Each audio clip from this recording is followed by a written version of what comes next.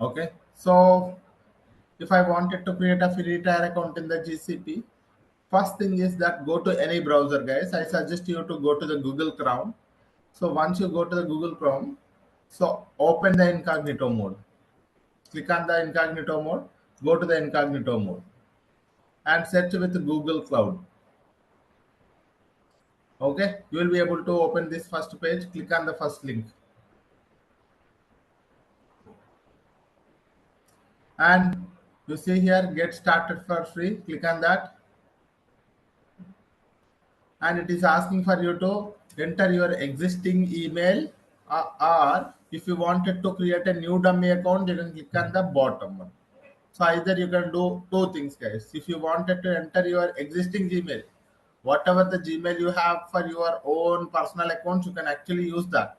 No, no, no, sir. I wanted to create my own Gmail account for this particular account purpose, or for this particular free tier purpose. You can actually create that as well. Okay, so I'm going to tell you how to create a dummy account here. I don't want it to use the existing account, so that is the reason I'm going to create a dummy account. If you have your one dummy account, you can actually use that as well. Okay, see here, create account. I'm going to click on that. So that is for your existing account. This is for your dummy account. I'm going to click on for my personal use. Enter the dummy account details. Some details you can enter. Random details I'm entering, guys, here. Okay, so get a Gmail instead. So create your own Gmail address. So this is my Gmail address from now on. Create some password. Just to follow all the steps, guys, one by one. That's it. You will be able to create it easily.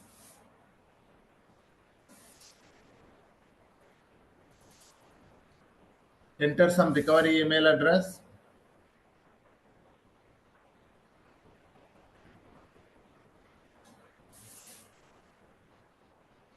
the phone number.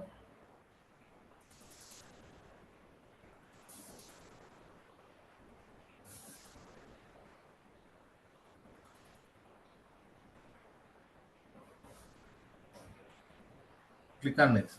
That's it. Your account, Google account has created. Okay. So an account has created for us. Now this is what is happened now, guys. See, if I wanted to create an account, right? So there are two steps. Okay, if I wanted to create a dummy account, there are two steps. One is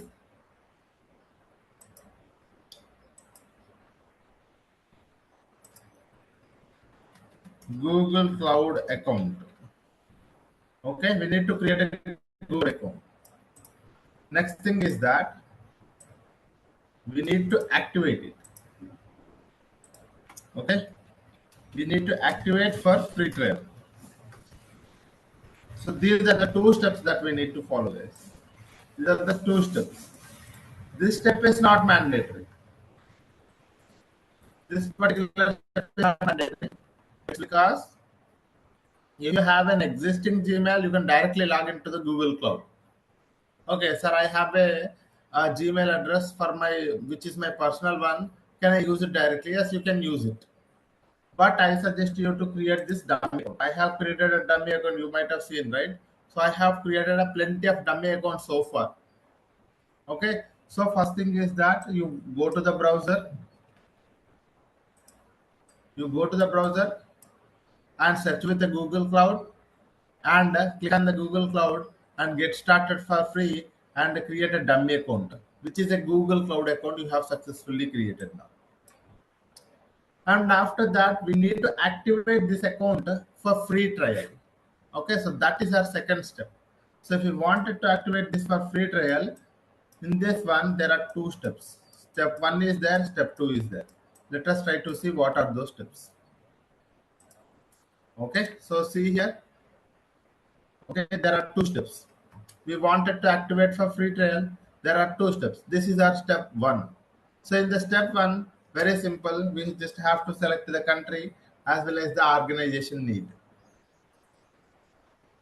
And organization need, you can select it. Anything you can select it. There is no doubt. There is no problem at all. Click on continue. Similarly, you are in the second step. So in the second step is the important step where we have to enter our credit card or debit card details. Okay, so first select the account type as individual, and here enter your credit card details. I suggest you to go with the credit card because it will be easily created. I have entered my credit card details. You also enter your credit card details. And after that, at the bottom, you have a tax information. Select the unregistered individual. Click on start my free trial. So when you have given your credit card or debit card details, you need to do the verification. Okay, you need to complete the OTP transaction. So that is where the 2 rupees is not for anything, it's only for the verification purpose that you are a valid user, you are a valid Google Cloud user. So that is the reason they are going to do this 2 rupees transaction. Okay, other than that, these 2 rupees will be again credited to you after maybe 7 days or 10 days. It will be credited to your respective account. So that is what happens, guys. Okay, so see here, we have selected, first we have selected the business type, account type as individual, and after that we have to enter the card details. I have entered all the card details and entered tax information and registered individual. Click on start my free trial, and this is where enter your CVV and complete the transaction of 2 rupees.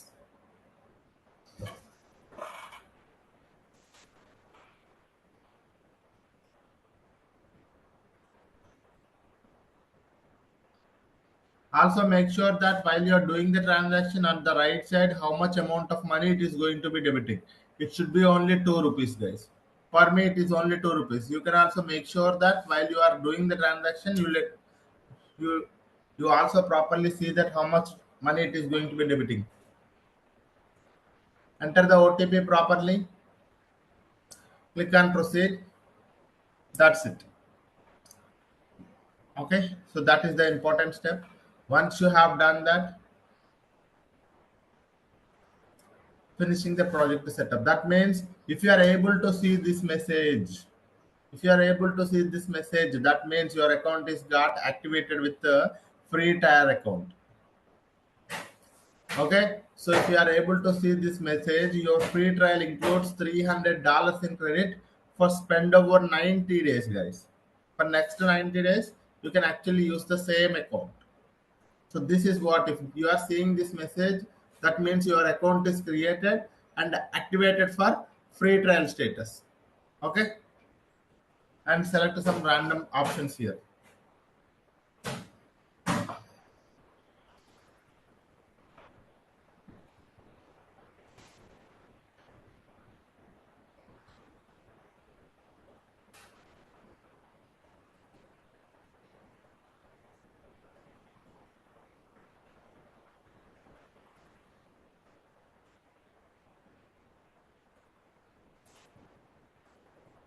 Okay, we may have to select a few random options here. Let us try to select it.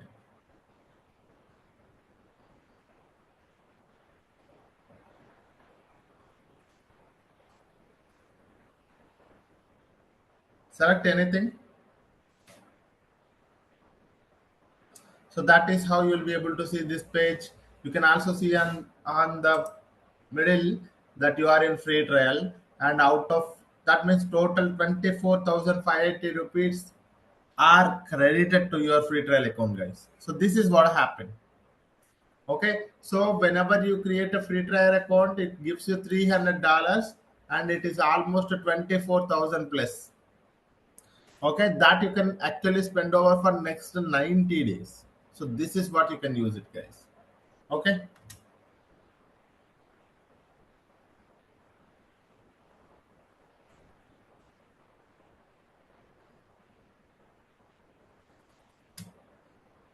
any questions, anyone?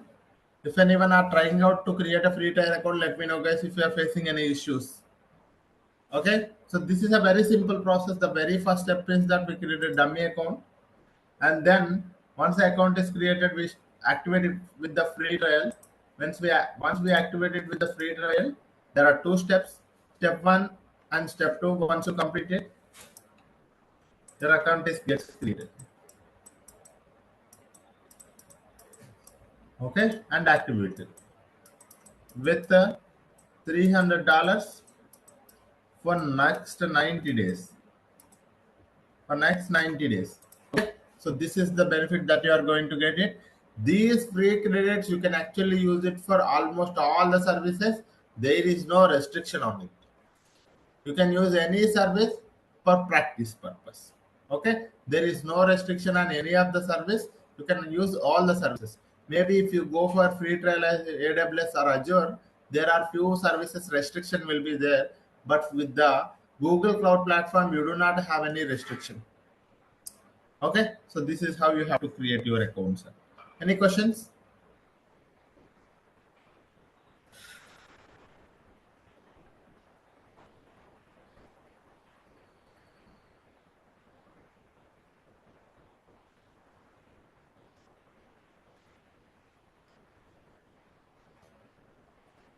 Do we have any question, guys?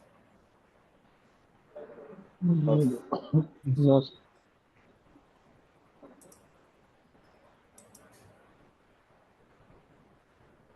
Okay, that's great. So I'm going to share this link with you guys so that you guys can create an account. So this is the link. I'm going to share it with you in the chat. So try to create this free trial account. Follow this link and try to create a dummy account, guys. Okay, and activate it with that debit card or credit card. And in our upcoming sessions, we are going to practice in there only. Okay, so let me know if you guys have any questions now. Otherwise, we're gonna start with the next topic.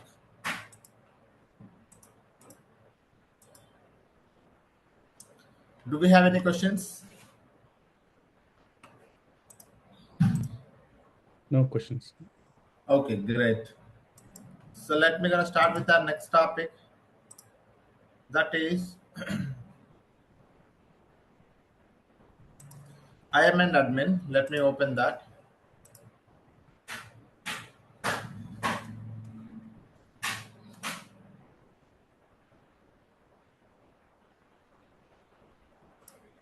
So in our yesterday session, we have seen what is locations, right?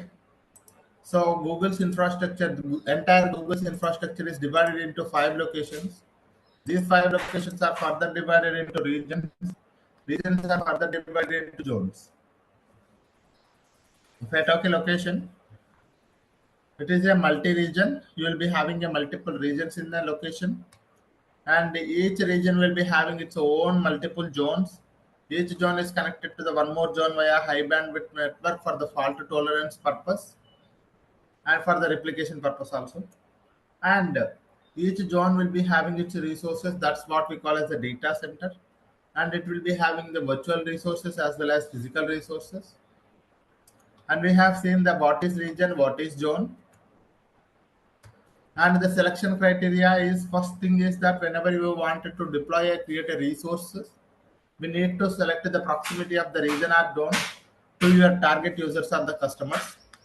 Second point is that to help protect against the unexpected failures, try to deploy your application across multi-regions or multi-zones. Try to understand the pricing and availability of the services across the different regions and different zones, because the cost as well as the availability may vary from region to region or zone to zone. Okay, so these are the things going to happen, guys. Okay, in today's session, we are going to start with one more topic, that is GCP, IAM, and admin, which is also a very, very important topic, guys.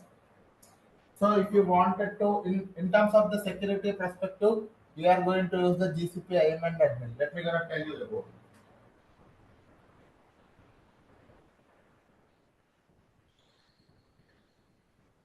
See, in Google Cloud Platform, if you are working in some project, assume that you are working in some project.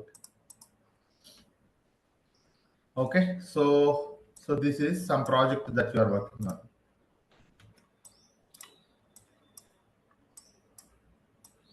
Okay, try to understand a small concept.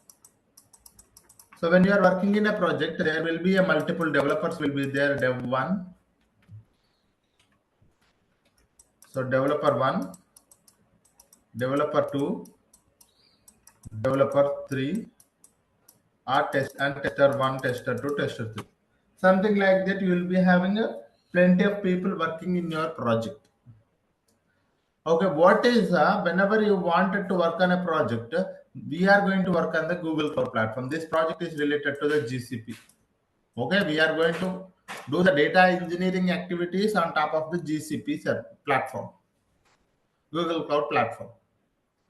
Okay, so what things happen in the company is that, for example, when these people are working on the GCP, this guy may be doing some development in some service.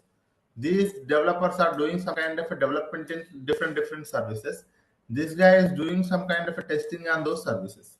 So whenever a one trying to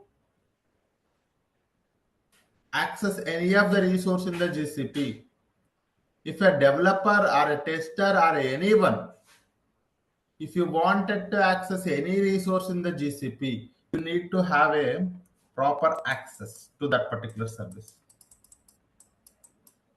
or permission, I would say. So, sir, I wanted to this developer working on the BigQuery, this developer working on the Dataproc, this developer working on the Google Cloud Storage. So, if anyone wanted to work on different services in the GCP, they need to have a proper permission to work on that. Otherwise, they cannot be able to use those services for any kind of an activity. Okay, sir, I have a developers. I wanted to provide a permission to them. So what I have to do, sir? Sir, these are the developers. Assume that I am the project manager of the project. So, sir, we have total 3 developers are there and 1 tester is there. We wanted to provide the permission to the BigQuery, Dataproc, Google Cloud Storage so that they can access these services for the development purpose.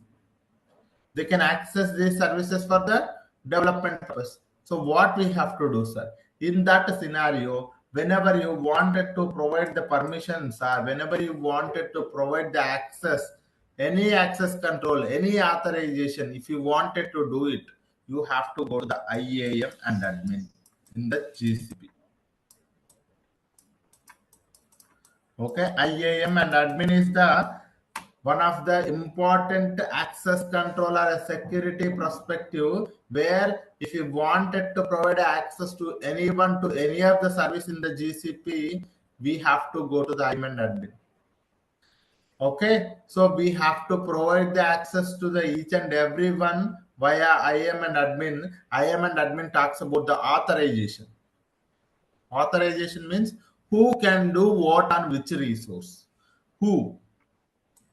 This is who can do what, whether they're going to do the do means either it is editing, I mean that means editor options, or viewing. Can do what means this one, sir. Who can do what on which resource. So the IAM talks about who can do what on which resource. Who means either it can be a user or a group of users. Can do means what they can do it. If they wanted to edit something, if they wanted to view something. So those things are nothing but a can do what. And on which resource means there are different resources are there in the GCP, right? Either it is BigQuery, Dataproc, Dataflow, all of those things. So those are the services. So I am talking about authorization. If you wanted to provide access to a person or a group of persons, you have to go to the IAM, sir. In a simple words, if you have to say that. So let us try to see in a very detail. Sir, IAM, I means identity and access management. So GCP IAM is not IAM is not only for the GCP guys. Even if you go for the Azure also, you will be having the IAM. If you go to the AWS also, you will be having the IAM. IAM is nothing but identity and access management. The name itself, it is saying that here we are going to talk about the identities and the access, and they are going to manage everything here. Let us try to see each and everything in a very detail. So with IAM, we can manage the access control by defining who has what type of an access for which resource. IAM talks about the authorization. By default, whenever, for example, sir, there is a one project, I have recently joined in a project, assume that, so you have joined in one of the company, so you are very new to the company at all. You have joined in one of the company, you got a job in one of the company, they have added to you one of the project. So you are a developer now. With all other people, you are also a developer. So there are plenty of developers is there. They already have the access because they are already working in the project. But whenever you have joined into that particular project, by default, you will be having zero access to every resource.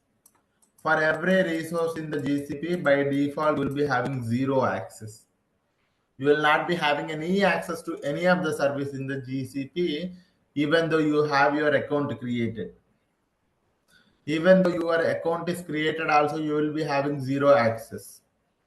Okay, so by default, you are not going to get any access to any of the service in the GCP. If you wanted to access any of the things, someone has to provide it. Your project manager has to provide the access, or your project admin has to provide the access. So that's where you are going to get some access. Okay, so that access, if I wanted to provide it again, we have to go to the IAM and admin. Okay, any access, if one wanted to provide it to any person, to any resource in the GCP, we have to do it via IAM only. So the very important step is that by default, you are going to get zero access. When you're joining in a company and they are tagged to one of the GCP projects, sir, do I get all the permissions to work with resources? No. You are a new person, you do not know what to do in the GCP.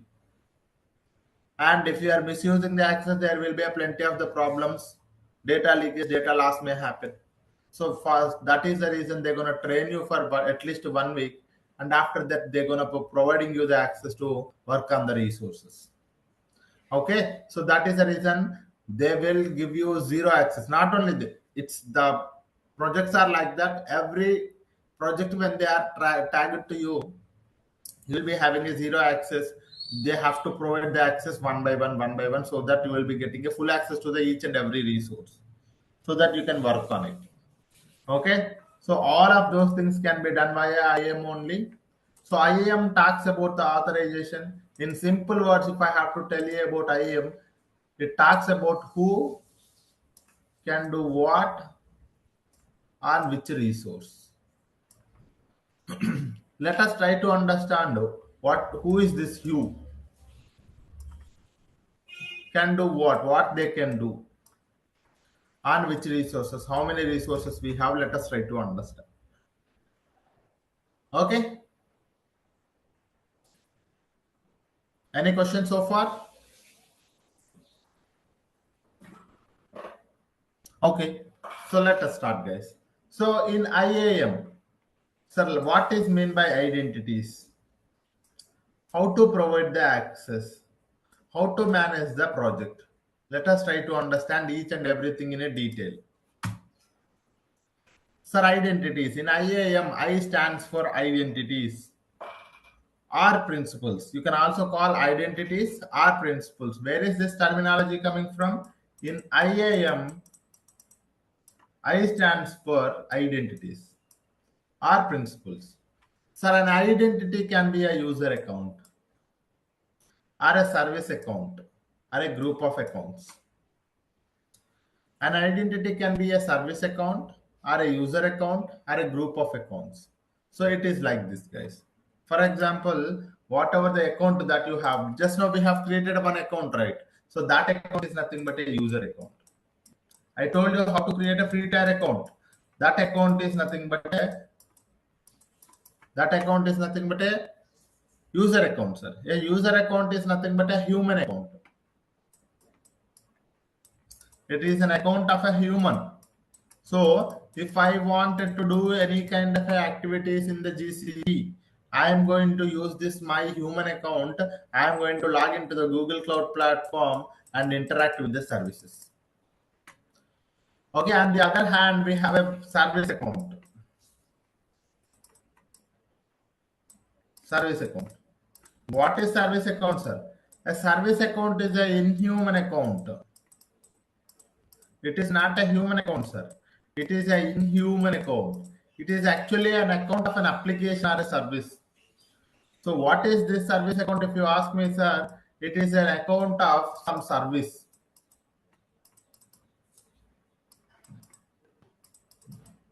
Or some application. So it is an account of a service or an application. So why the service account is needed? So service accounts are very useful whenever we wanted to do some kind of a data engineering activities.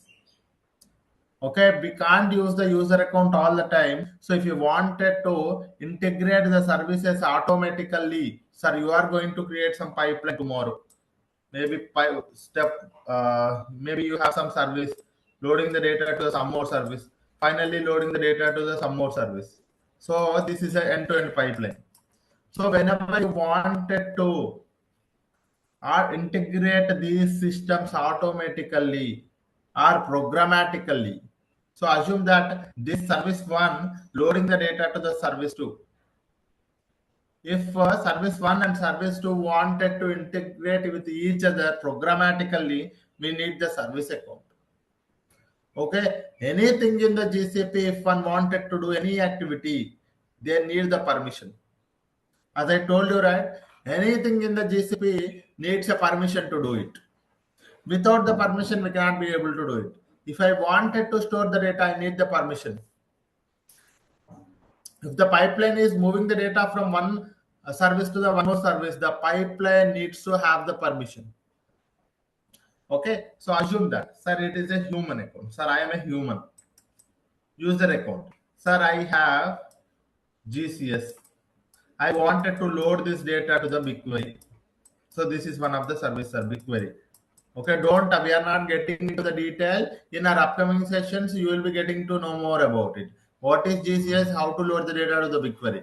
Now let's not get into the details, but try to understand it that GCS is one of the service, BigQuery is one of the service. I wanted to move the data from the GCS to BigQuery. So if you wanted to move the data from GCS to BigQuery, try to understand that first thing as a data engineer or as a project when you are working on it, you need to have a permission to access the GCS. First thing, you need to have a permission to access the GCS. Second thing, you need to have a permission to access the BigQuery. You are doing it manually, sir. You as a data engineer, your activity is to move the data from the GCS to BigQuery. So you need to have a proper access to the GCS. You need to have a proper permission to access the BigQuery. That is one more thing. And you need to know how to do that. So then only you will be able to do it. So to do all of this activity, to get this permission, you can use your service. You can use your user account. Okay, you can use your user account. So when you join in a project, so you will tell your admin saying that I am working on the GCP and BigQuery project. So I need the access to the GCS as well as BigQuery. Can you provide the necessary access? Then they will provide you the necessary access to this account. They will assign the access to this particular account. Whenever you are logging in with this account, you will be able to access this particular GCS as well as BigQuery. If you wanted to move the data, you can able to successfully do that. Okay, so where they are getting the access, they are providing the permissions, they are providing the access to this particular user account. Okay, access will be provided to the user accounts only. Okay, so that is how whenever you are using this account, you will be having an access. And sir, I have one more account also. Can I get the access? No. So whatever the account you have the access, whatever the account they have provided you the access, you will be only getting the access to that particular service. Okay. So again, sir, can I use the data proc now? Again, sir, I have a one more project, one more service also, that is data proc. Can we access this data proc? No, because in your project you are only working on the GCS and BigQuery. Your admin only provided the access to the GCS and BigQuery to your user account. If you are trying to access the data proc, the access will be revoked. You cannot be able to access that. Your access will be revoked. So that is how your user accounts are very useful to do any activity in the GCP. Your user account supposed to have the proper permissions to use the any of the service in the GCP. Okay, so this is what is user account. On the other hand, we have a service account. Okay, service account. Service accounts are very useful whenever you wanted to, whenever some activity wanted to, whenever you wanted to achieve something programmatically. Okay, sir, whenever you wanted to achieve something programmatically, so that is, sorry guys. For example, assume that you have pipeline. So there is some streaming, some batch pipeline is there. So what is this batch pipeline is doing that? It is moving the data from GCS to BigQuery, BigQuery to Looker. So this is a end-to-end pipeline, sir. End-to-end pipeline. In this end-to-end pipeline, so assume that this end-to-end pipeline every day running at some point of time. Every day running at 3 p.m. Okay, it is automatically running. How it is running, sir? This particular pipeline is running automatically every day at 3 p.m. Okay, 1 minute, sir.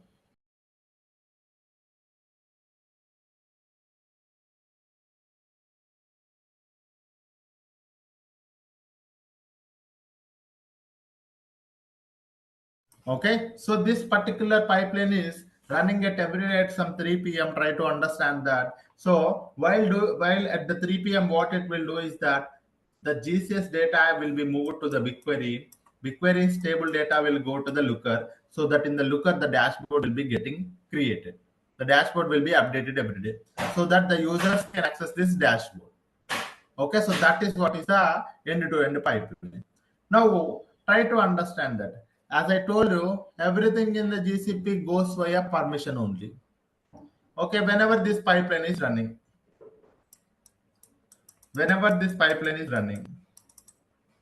okay, so we need to ensure that this whenever the code is running, the pipeline is nothing but a code only, right, sir? Don't think that pipeline is anything. Pipeline is nothing but a code that we are going to see in our upcoming sessions how to create that code. So whenever this pipeline is running, it has to move the data from the GCS to BigQuery. But who given you the permission to do that? First thing. And BigQuery to the Looker, who given you the permission to do that? So pipeline is start moving the data from the GCS to BigQuery. But does the pipeline is having the access to do that? Pipeline is moving the data from the BigQuery to the Looker. Does the pipeline have the access to do that? So that's where the service account come into the picture. Okay, the service accounts are for this purpose only. So service accounts is nothing but an account of a service, an account of an application, which is very useful to interact with the services and authenticate them and integrate them programmatically. So programmatically, the service account is going to interact with each and every service and provide the authentication, so that data will be moved from the GCS to the BigQuery to the Looker. So what they will do is that service account is an account similar to your user account. Also, you will be having service account, but we can use any number of service accounts. We can create service account. Unlike user account only specific to that particular user. Okay, user account is only specific to that particular user, but service account you can create any number of service accounts. Okay, what is the main importance of the service account is that, sir, in this service account I wanted to do some authentication to my pipeline. So this service account, you will create it and you are going to provide the permissions to it. What permissions? Same thing. GCS to BigQuery, GCS permission, BigQuery permission, Looker permission. So that while the pipeline is running, the pipeline uses this service account for the authentication purpose, so that this GCS and BigQuery can integrate with each other programmatically. Okay, so this GCS as well as BigQuery, if they wanted to interact with programmatically, they need authentication for that. That authentication is done by a service account. We can also use the user account here, but user account will be having more permissions this one, because for this particular activity you can create a service account. Okay, you can create some dummy service account, and you can, while pipeline is running, you provide this for service account, so that we already have the permissions to this service account.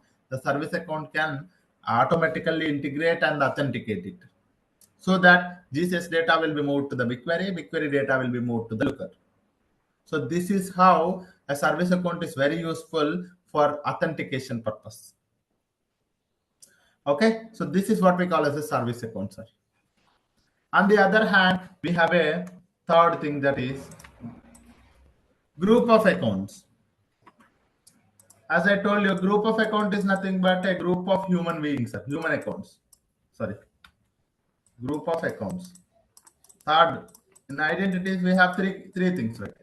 If you go to identities, an identity can be a user account or a service account or a group of accounts. A group of account is nothing but when you are working in a project, you will be having multiple developers. Developer 1, developer 2, developer 3. The access to them is similar, right? You have a, for example, assume that developer 4 also.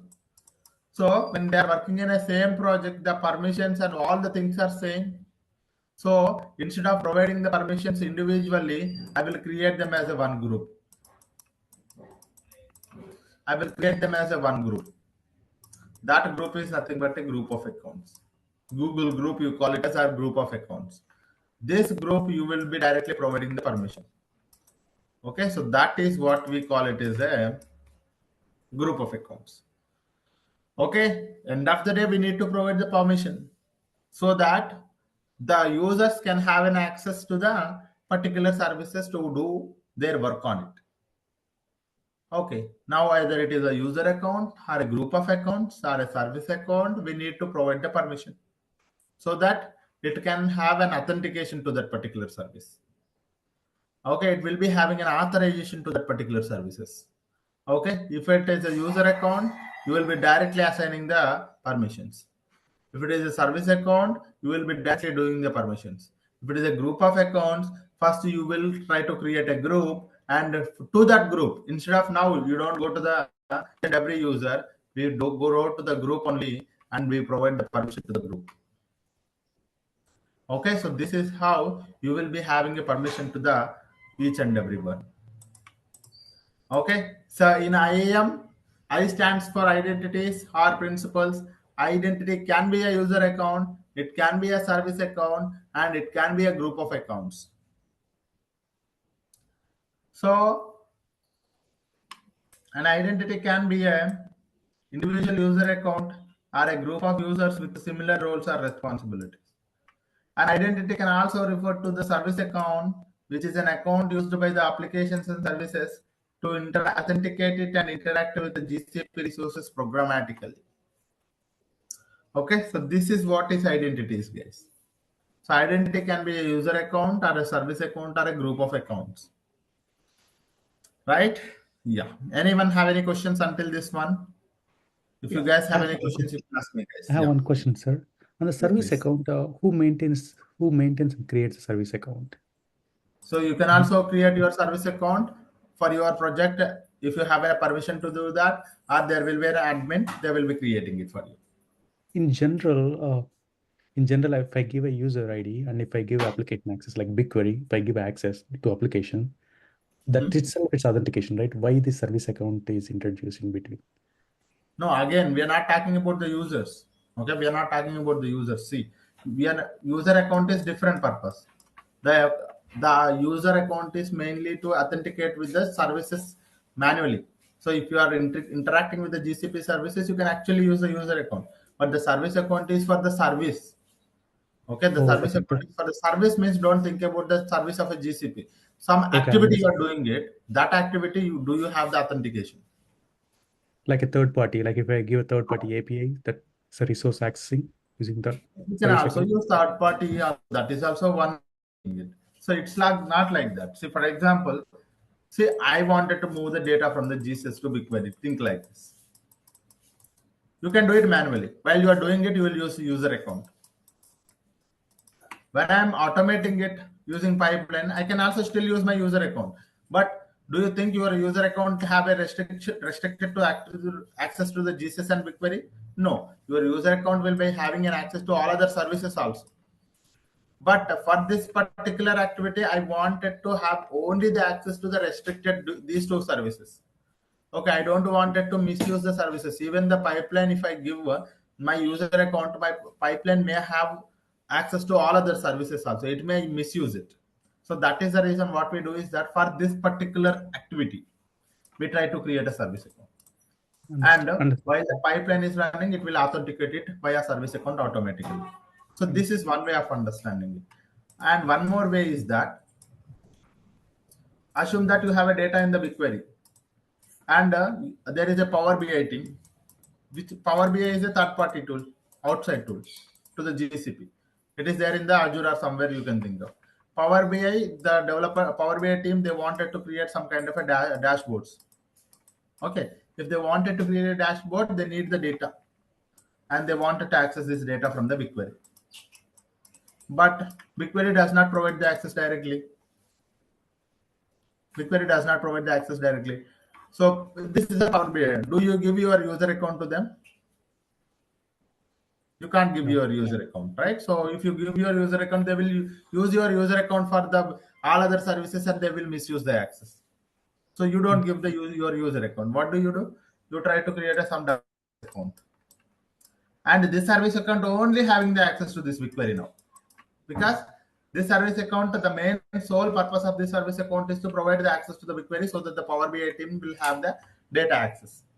So you will create a service account and you will give that service account to this one, so that now you will also provide the permission so that they will be having access to the BigQuery. Okay, I think this is clear now.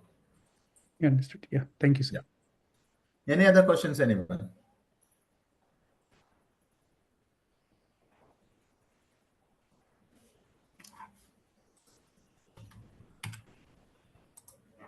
So when we give you one more question, sir, when we give users, so there should be a permission list, right? Like there should be a lot of policies, right? Correct. Okay. That will come into the picture. Yes. Okay. Sure. Okay. Okay. The next topic is actually the roles and policies. Okay. Yeah. So now I'm going to stop it here, guys. It's already 7:25. So I'm going to stop it here. We will try to continue it. If you guys have any questions on this topic, you can ask me, guys. We have time like 5 minutes. Yeah. Can you go back next slide, sir? Service account definition. Okay.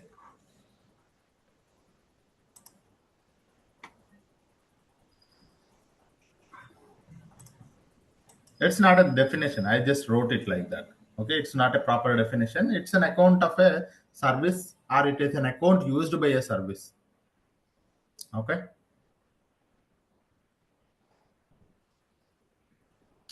Okay. Anyone have any other questions, guys? This service account used by applications, meaning like any .NET application, Java application. I told you, right? The Power BI is one of the application, right? Okay. Yeah. Hello, Rahul. Yes, please.